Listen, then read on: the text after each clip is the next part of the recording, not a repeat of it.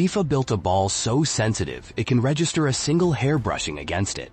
3 weeks ago, that exact sensor wiped out a Croatia goal at this World Cup because the ball clipped a player's hair on its way through. A hair. So somebody explain the other side of this to me. Because in a World Cup quarterfinal watched by half the planet, that same miracle technology looked at a ball that visibly bent in midair, dropped straight down in front of 2 benches, and decided nothing to see here. Norway is out. England is in the semi-finals. And the reason has turned into the loudest officiating argument of this entire tournament. Because it's not really a question about one bad call anymore. It's a question about whether FIFA's review system runs on rules or runs on vibes. Let's get into it. Strip away the controversy for a second, because this quarterfinal deserved better than to be remembered only for an argument about a wire. Miami in July is brutal, and this one was played in genuinely punishing heat. For long stretches it didn't matter. Norway were the better team on the pitch. Andreas Schjelderup put them ahead just before the half-hour mark with a finish that beat Jordan Pickford at his near post. And for a while, the Norwegian end of the stadium believed it. Erling Haaland and Martin Odegaard were controlling the game. A team playing in its first ever World Cup quarterfinal had one foot in the semi-final of a tournament nobody outside Norway saw coming. Then, in first half stoppage time, Jude Bellingham did what he has done all summer. He picked up the ball from a move involving Anthony Gordon, drove into the box, and finished low past the goalkeeper to level it at 1-1. It was a brilliant goal. It's also the single most argued about goal of this World Cup, and the debate has nothing to do with Bellingham's finish. It's about something that happened 30 yards away, a few seconds earlier. Norway controlled most of the second half without finding a second goal. England hung on, exhausted, and in extra time, Bellingham struck again, pouncing on a loose ball. After goalkeeper Ørjan Nyland could only parry a shot from substitute Morgan Rogers. 2-1. Semi-final booked. Quick numbers on Bellingham because they matter.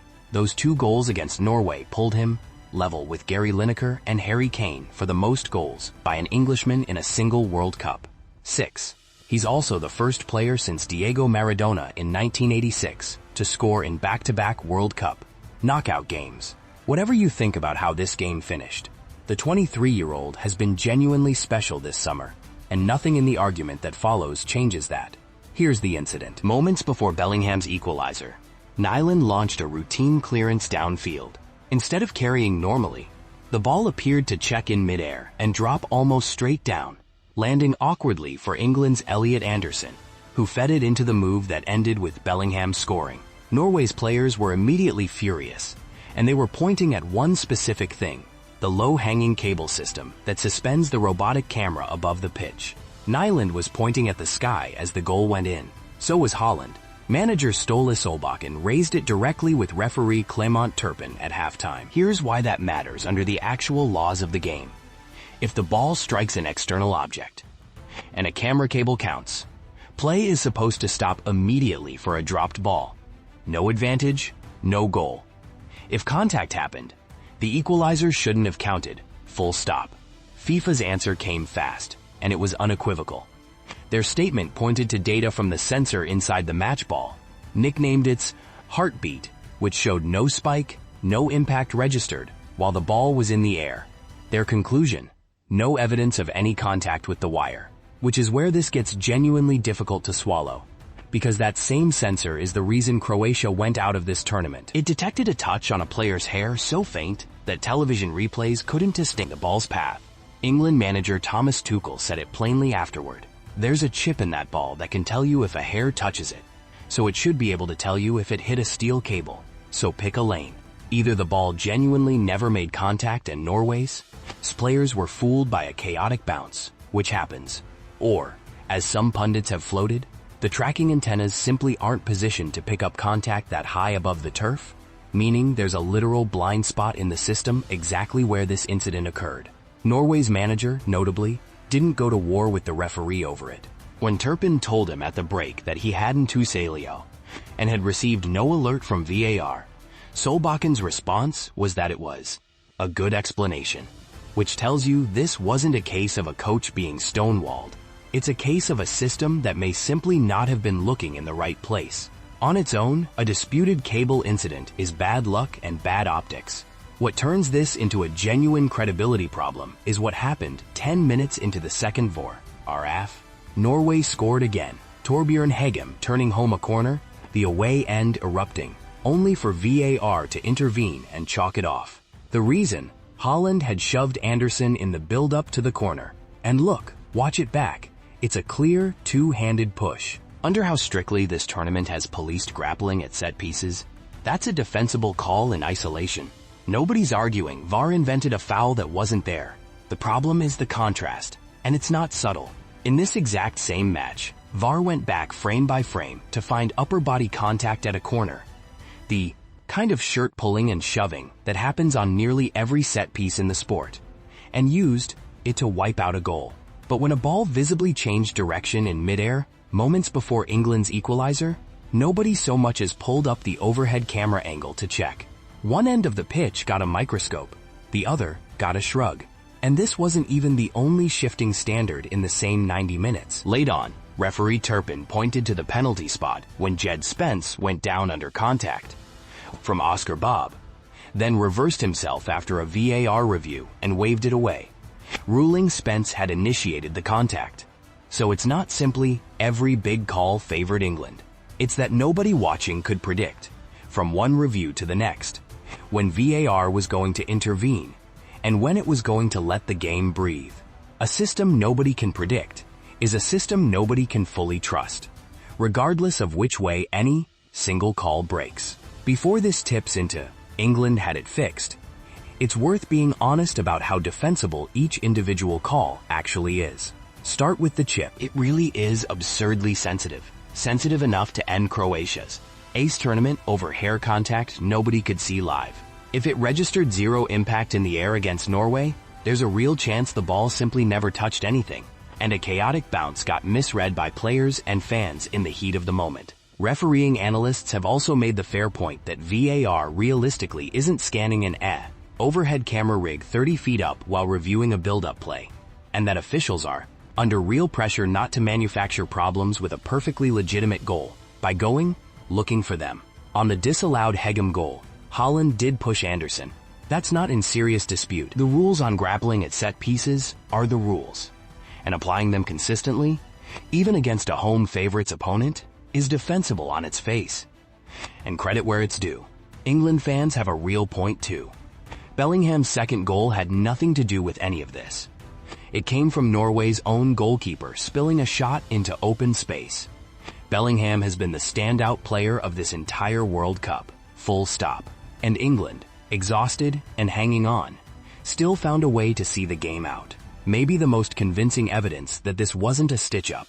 VAR also took a penalty away from England in the closing minutes of extra time, overturning the Spence call. If the system were simply tilted toward the home broadcaster's favorite, that reversal doesn't happen. What actually emerges here isn't a picture of a referee bending every call in one direction. It's a picture of a refereeing team making a string of genuinely arguable calls that scattered in changes in control. That's messier than a conspiracy, but arguably more damning, because it means the inconsistency isn't even strategic. It's just inconsistent. Even Holland himself, with every reason to be furious, didn't cry robbery afterward. He called it the kind of 50-50 moment that tends to go the way of the better team, and said plainly that England were good. When the player who lost the game is that measured about it, it's worth pumping the brakes before declaring a scandal. Here's the part FIFA can't talk its way around though. This isn't really about whether England got a favor. There's no evidence anyone wanted England through over Norway, and chasing that angle is the lazy version of this story.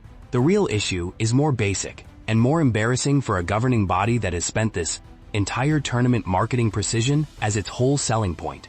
FIFA sold this World Cup on technology that supposedly removes doubt from the game.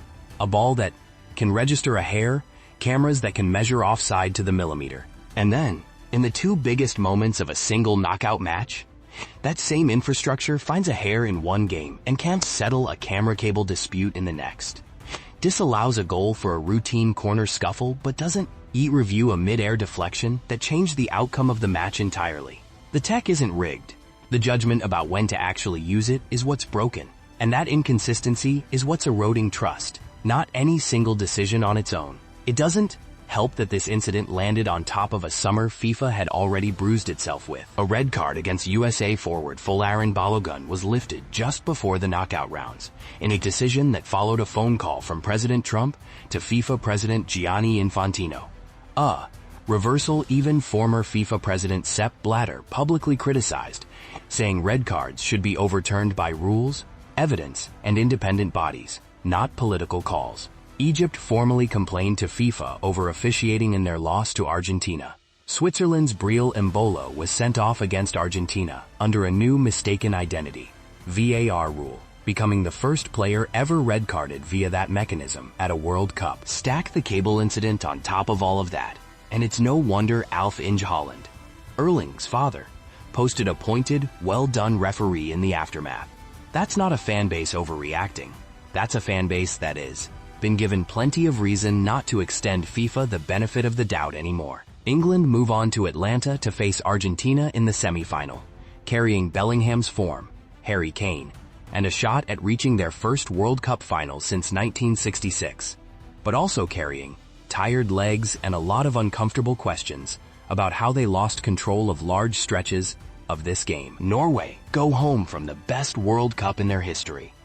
A maiden quarterfinal built on Haaland's goals all summer, and in the biggest match of that run, he finished with the fewest touches of any outfield player before being substituted injured in extra time. That's a rough, quiet way for a breakout tournament to end, cable controversy or not. None of this proves FIFA rigged anything. What it proves is a governing body that built the most advanced officiating system in the sport's history, and still can't apply it the same way from one review to the next. So here's the actual question worth arguing about. Do you trust FIFA's censor over what your own price? Eyes saw on that clearance. Or is the bigger problem that nobody can predict when VAR is even Wayne 4. Tell me where you land in the comments, and stick around, because England-Argentina on Wednesday might be the game of this entire World Cup.